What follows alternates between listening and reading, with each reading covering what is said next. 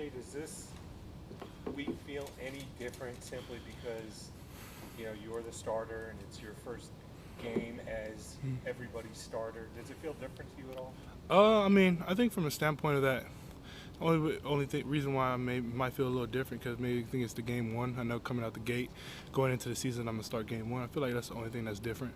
Last year, we know we had Trevor. Trevor's gonna start game one. I think knowing now that I'm gonna be the starter for game one, that's about the only thing that's different. Yes, sir. I don't know how many fans were in the South Bend for that Notre Dame game, but it ain't going to be what it's going to be like on Saturday night. Are you excited about being in front of a full house, and how big is the occasion on the offensive line?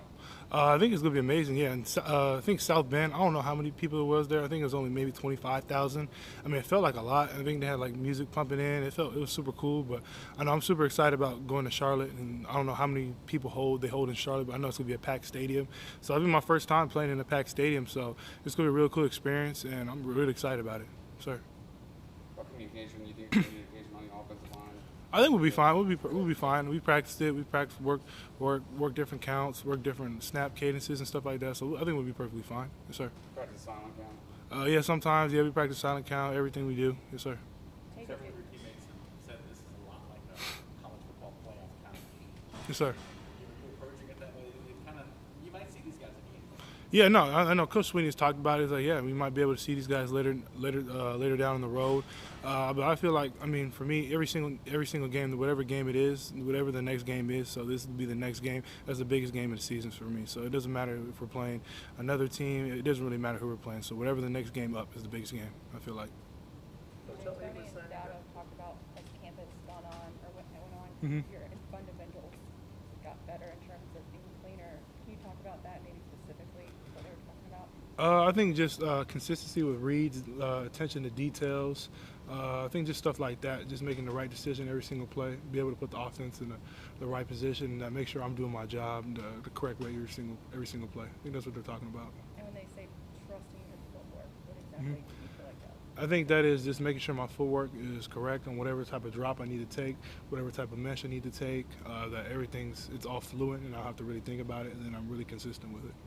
Last year you had a different wide receiver core when you were in there, pretty much the whole time you were in there with the injuries and all. This year getting back Justin and Frank and Joe and adding Bo and Dakari to the picture. Sir. What's it been like for you out there being able to have the wide receiver use,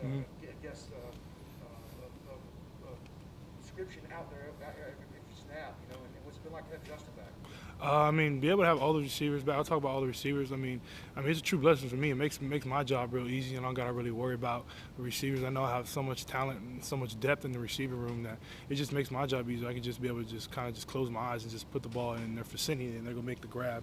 But be able to have Justin Ross back is huge, man. I feel like he's the best receiver in college football. I'll continue to say that. He's a huge part of our team, and I love him, man. He's a straight up dog. He wants to get out there, competes. He's just a great player, and I'm super happy that he's back. Well, going off of that, I was talking to Eric McLean, who works for the ACC Network, and he was saying that this could be potentially the best receiver core Clemson's had all time. How special do you think this core can be? I think definitely. I mean, I wasn't here for when all the other receiver cores when we had DeAndre Hopkins, Sammy Watkins, everybody else. But I know what we have right now in this room is very talented. It's very special. So I think, definitely this receiver room, it could be one of the best ever to come through here, sir. Has it been challenging at all working with 3 different centers in practice? Not at all. I mean, all the centers that we work with, I work with. I mean, they do a great job, snapping, do a great job communicating. I feel like we have some really good centers. So I mean, I'm super comfortable with all 3 of them. Who's the first guy you hand the ball off to? What's your confidence in? I have no clue who's going to come. Who I'm handing the ball off to first. That's a question for Coach Spiller. But I just know whoever backs out there first, I know they're going to do the job. And we have a lot of backs, so we'll be rotating a lot of backs through the game. We just have a really good, really deep running back room, so it's going to be real special. If Will Shipley is that guy, do you have confidence in the true freshman to go out there in a game like this? If so, what gives you that confidence? Whoever. I mean, Will Shipley, if it's Lynn J, if it's Kobe Pace, if it's Phil Maffa, Mikey Dukes, I mean, whoever it is, I have a confidence in every single running back out there. Whoever's going to step out first, that they're going to be able to do their job, and they've shown in practice, everyone's shown in practice that they've done a really good job. So I'll be confident whoever runs out there first. You're no stranger to JT Daniels. You guys came from the same league. It seems like a lot of high school quarterbacks running around right now. Yes, sir. Since you come from the high school league, you guys play together. Have you guys spoke at all since the matchup was named? Uh, And have you guys thought about the tie-in back to California for you guys? No, I haven't really spoke to JT since. I mean, I think I seen him back home. That was a while ago, but I haven't really spoke to him or texted him or anything like that about the game. I don't know. We just haven't been in contact about it. Yes, sir. What is it about that league back there? All you guys come out of, not just you, but the young kid over Alabama and a couple others. Yeah, the Trinity League. I mean, for me, I think that's the best high school football league in the country. I mean, I think the talent speaks for itself and the type of kids that have come out of the Trinity League, quarterback-wise and every other position. I feel like it's a level of competition in that league is something different that you see across the nation, that every single team in that league is a real competitor for a state championship, and they have legit college guys on the team. Were you surprised at all to see that you were given the third best odds to win the Heisman ahead of guys like JT Daniels and Sam Howell, guys that have more playing time than you have? Yeah, I mean, I didn't even know that. I mean, I haven't really been paying too much attention to that, but I mean, that's a great honor. I take. I mean, I'm super thankful that they think I'm the third highest. So I mean, I just take that. I'm just thankful for that. Sorry. I'm sorry, DJ. A lot of college fans who are going to tune in are going to look at this and say, well, Clemson lost Trevor and they lost Travis. Sure. Their offense can't be as good as it was. Are you confident this offense can be just the same with you and the running backs and everybody doing their jobs? Yes, sir. 100%. I'm very confident in this offense, and I think everyone on the offense is too. I know Coach Elliott says it every day that our goal is that we want to be able to be the best offense in the country, and I feel like every day we're at practice that we're working towards that goal. So I think we're all super confident in the offense and who lost, and we just know we have a lot of guys who are going to be able to step up this year and ready to play. Coach Elliott was saying that I think it was Saturday practice, that it was 10 a.m. You got here at 7 to watch film. What do you do for 3 hours? Like, what are you watching? It's different stuff, practices, different game film, depending on, so like Georgia game plan, just whatever we're doing in the game plan, just defensive recognition, and I know, I think I did get here at 7 a.m. Watch film for a little bit, and then I might get a little bit of treatment after, but yeah, I just like to get my day started early, try to get up here before everybody gets up here and just get a little bit more filming. Tony says that you can tell you're in the room because your music's on. He can be playing. So what do you listen to while you're watching film? It just depends. Whatever the day it is. I like listening to Nipsey Hussle, different LA rappers. There's all types of music. I know he was telling me about listening to Nas' new album, so I was listening to that for a little bit. But it just depends on whatever mood I'm in. I listen to anybody. What motivates you to get your day started that early and to be here at 7 a.m. on a Saturday morning? For me, I want to be great, man. I want to be great. So that's as simple as that. I want to make sure that when I step out on the field, I'm ready to go, and that my teammates can be able to count on me, that I'll be out there, and then that they'll know that I'll be ready to go. That's my main thing. Who taught you the preparation aspect? I know you've had a lot of coaches, a lot of quarterback coaches who taught you that that's an important piece and to do that. I think there's been a lot of coaches over the years. In high school, preparation was huge. Coming in St. John Bosco, my first offensive coordinator, Chad Johnson, he's telling me preparation. He always talk about film study. And then you kind of just watch. You kind of just watch like documentaries on ESPN. You see all the quarterbacks talking about film study. And then I got to talk to different quarterbacks at a young age. Like, what was the biggest thing that felt like they separated from the rest of the package is film study, defensive recognition, and just knowing exactly every time you step on the field and you look at the defense, know exactly what the covers are in, what the front is, what the blitz is coming, and just little different tendencies that you can pick up that just makes the game a lot much easier. How much Saturday, how DJ, much average? college football fans are watching week 0 of college football. You guys might have got a chance to watch some football, but we got to see our first installment of those Dr. Pepper Fansville Yes, sir. commercials. And guess who was on there? What was it like to see yourself on a national commercial? It was pretty crazy. It was super exciting, man. I'm thankful for Dr. Pepper to be able to choose me to be able to put on their Fansville. It was a true honor. But I mean, it was super cool. I mean, it was a no-brainer for me to be able to go work with Dr. Pepper, and I love the drinks and everything. But it was super cool to be able to see that on there. I know my mom, she was super excited. She kind of started tearing up a little bit, but it was exciting, man. It was a true blessing to be able to be on my first commercial. So with that, is there any pressure this week considering JT's with Zaxby's and you're with Bojangles? I don't think there's any pressure. I mean, that stuff. I mean, the main goal is we're just here worrying about the game. That stuff can be left to the side. The main question though with this game, do you use mayonnaise on your chicken sandwiches? I mean, yes, sir. I mean, whatever I do, yes, sir. Do you think he does? Because he's from Southern California. I don't know, would he? I mean, I can't speak on what he put on his chicken sandwiches, but he might. I'm not sure.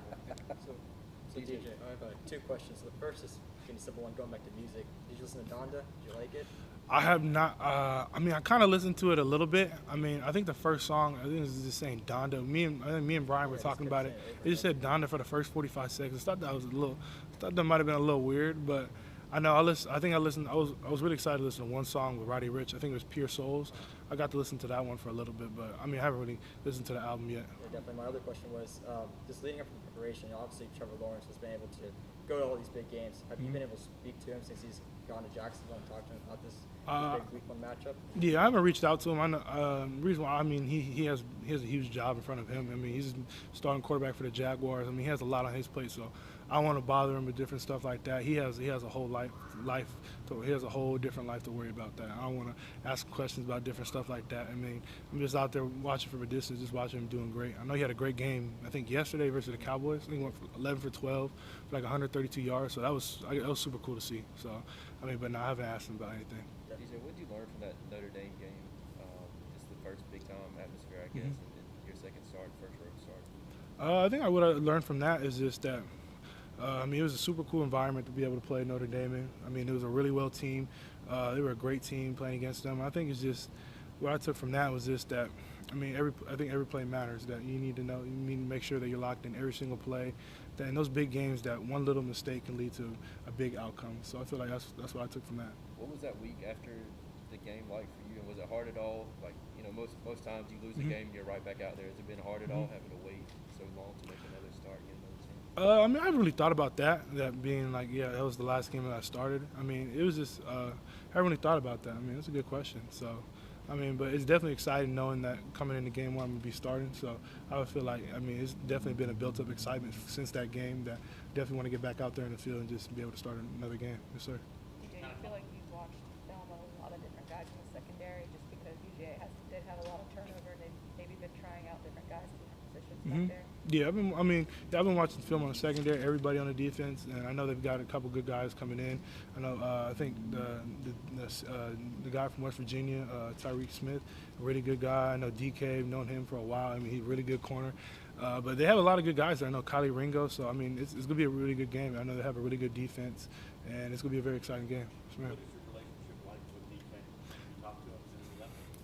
I've talked to him one time since he's left. I mean, I love DK, man. He's a dog. I mean, he's a competitor on the field, good guy off the field. I loved him. I mean, he was a super cool guy. I mean, I love DK. I wish him all the best at Georgia.